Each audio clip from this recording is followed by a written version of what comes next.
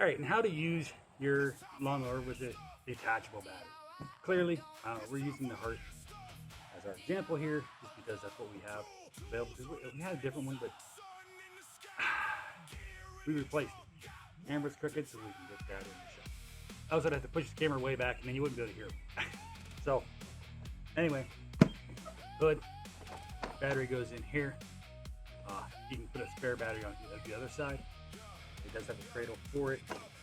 You have your key here, which you pull it out. Now, doesn't matter if the battery's there or not, you won't start. So, I would take the key in for the winter, just so someone doesn't steal it. Push that key all the way in, that way she'll start. Once the battery's in, click the button, and push.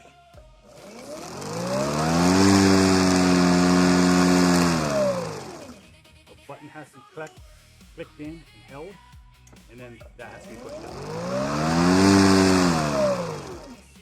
This one does have a self-propelled, so squeeze up on the handles, and she will walk on her own.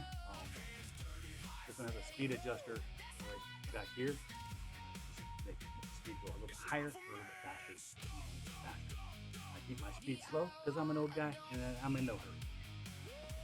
There you go. That's how you use it.